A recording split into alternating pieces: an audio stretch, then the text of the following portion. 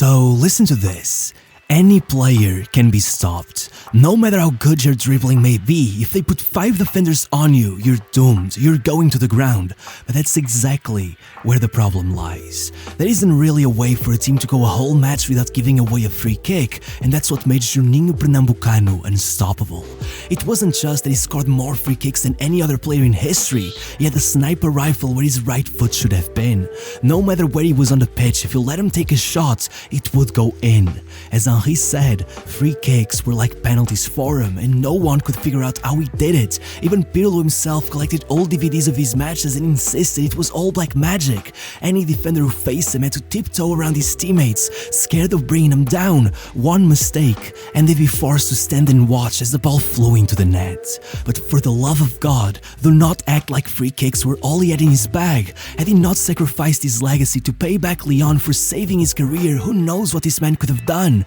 He had Rivaldo begging Barcelona to sign him, and he said no. One day Benzema was his greatest ever teammate aside from Ronaldo. Juninho was the first name out of his mouth. He was one of the most clutch players in history. At his prime, he had the likes of Barcelona, Bayern and Real trembling at the idea of facing Lyon, and all of them tasted defeat. Hell, long before he had even stepped foot in France, he had been declared by the Brazilians as the king of the hill, taking a Vasco da Gama squad that had one league title to their name in 20 years, conquering all of South America, and then leaving them one step away from being crowned world champions twice. Even though, believe it or not, he only joined his first football academy when he was closing in on his 17th birthday.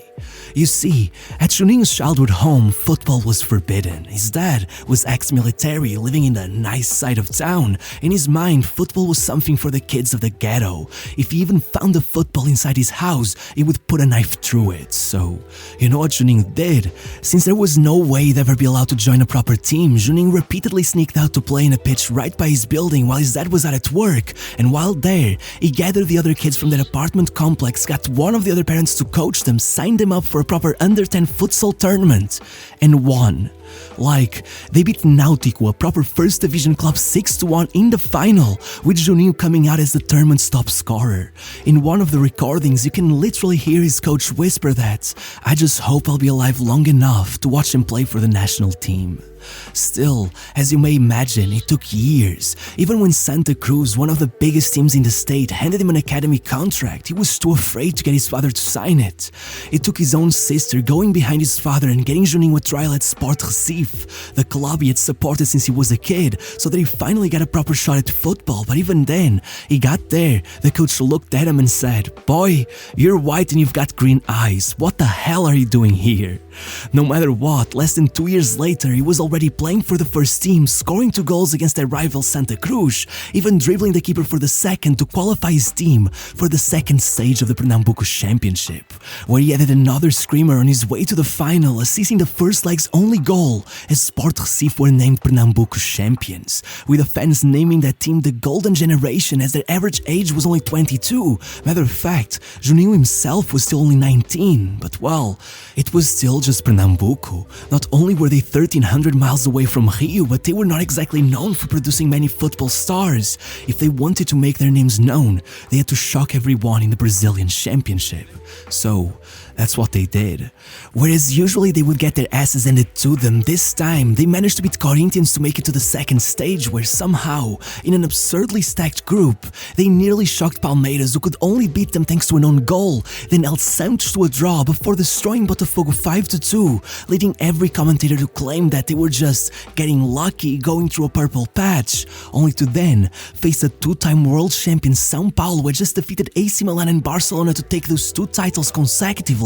in a match where Juninho impressed so much, putting in slide tackle after slide tackle before going on to assist one and score the other, taking the man of the match and getting the commentator to call his performance an 11 out of 10 as they again won 5-2, leading São Paulo's manager, the great Tele Santana, to sit down for the press conference and claim that São Paulo did not play poorly, it was that one boy who was outstanding. long before asking his name and telling them that you can say your goodbyes, he won't be here for long. And indeed, after missing out on the quarterfinals thanks to that one own goal, he closed out the year by winning the Nordeste Cup, scoring another screamer against Fortaleza, and suddenly, after only one full season as a pro, he had former Real Madrid player and world champion Ricardo Rocha begging the Vasco da Gama board to sign him. Still, even at that point, once he got to the club, they had no real expectations for him. It was kind of a shot in the dark. But then, in his very first game, he stuck in a goal from outside the box, earning his first few appearances as Vasco went through a tough time,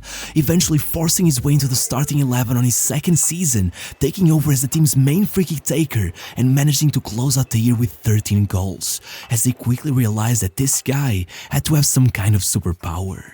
By his third season, it was just absurd, as one of his teammates told in an interview, the club had to order special training mannequins just for him. They were 7 feet tall, and still, it seemed out of every 5 free kicks he took, 5 would go into the top corner, and the farther away he got from goal, the better he got. Throughout the year, it seemed every time they needed him the most, that clutch free kick would always come in, not to mention assist after assist, and by the end, as Vasco took the 3rd Brazilian championship in their history, even with Edmundo scoring 42 goals, once it was time to celebrate, Juninho was the one the players lifted up in the air as the whole stadium chanted, "AAA, Juninho is our king," though he was yet to show them just how clutch he could be.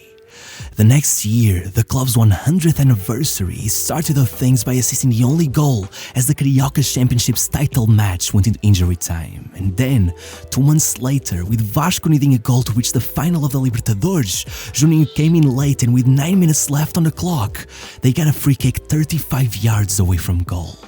Scared, the players on the wall tried desperately to get as close to the ball as possible even after the referee pulled them back, and yet, as the commentator would say, when a good free kick taker hits the ball well, it flies. When Juninho hit it, it floated like a paper plane, swerving midway towards goal and going right into the top corner, opening the way for a relatively easy win in the final, leading everyone to consider it the goal of the title, eventually being voted by the fans with 5 times more votes than any other goal as the most important in Vasco's history, so much so that, to this day, that is still their only ever Libertadores title, and 26 years later, the fans still sing against River Plate's sensational goal from Juninho, monumental. That year, only one thing could make it all that much sweeter for Vasco: to become world champions. And so, of course, the moment Real Madrid took the lead in the Intercontinental Cup final thanks to an own goal, Juninho came in, took a great first touch and volleyed it straight into the top corner as the whole world held their breaths, struggling to believe Vasco was outplaying Real.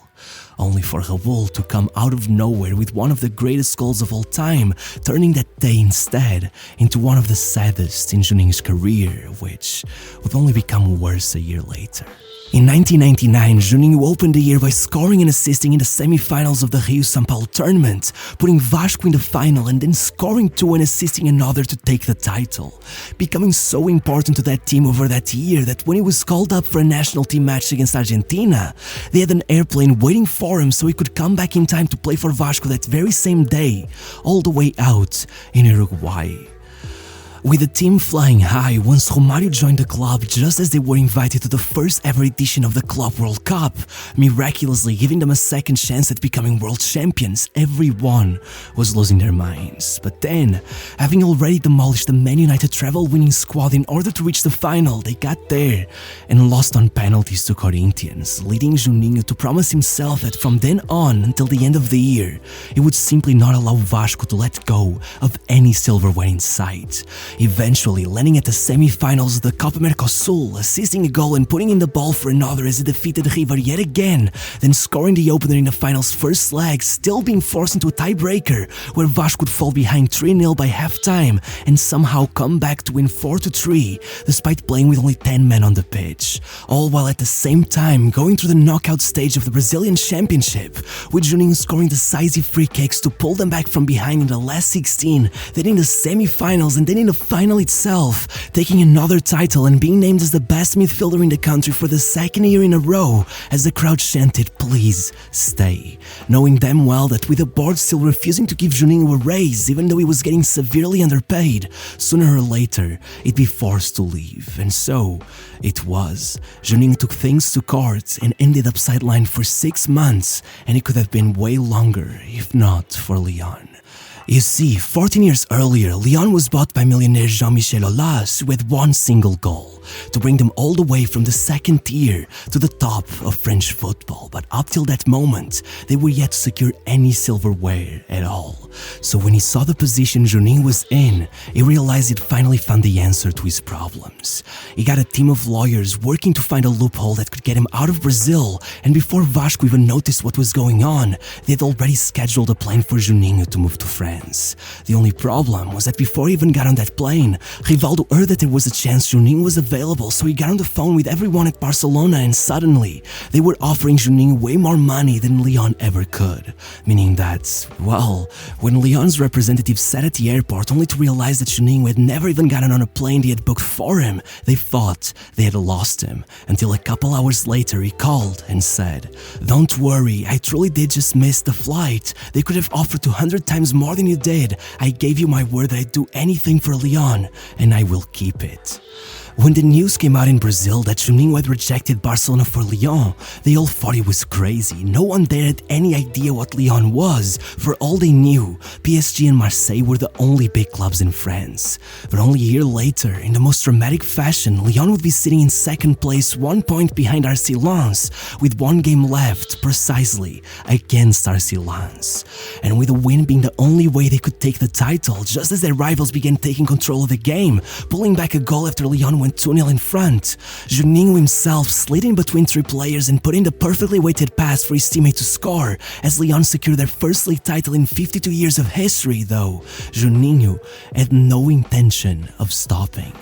The next year, now with his preferred number 8 on the back of his shirt, not only did he keep up the world-class playmaking, assisting more goals than any other player in the team, but he quickly sent a warning to every striker in the squad that not even their jobs were safe, scoring a hat-trick that included 2 free-kick goals only 2 months into the season, with the final of those being so outrageous that it had Patrick Muller in complete disbelief, eventually finding Lyon in 3rd place with 10 matches left, 3 points behind both Monaco and Marseille, seemingly showing up anytime they were struggling, scoring a brace to turn the game around against Ajaccio, scoring the winner against Nice, and finally forcing Montpellier to a draw as Lyon edged Monaco out to the title by a single point, with Juninho unbelievably finishing as their top scorer.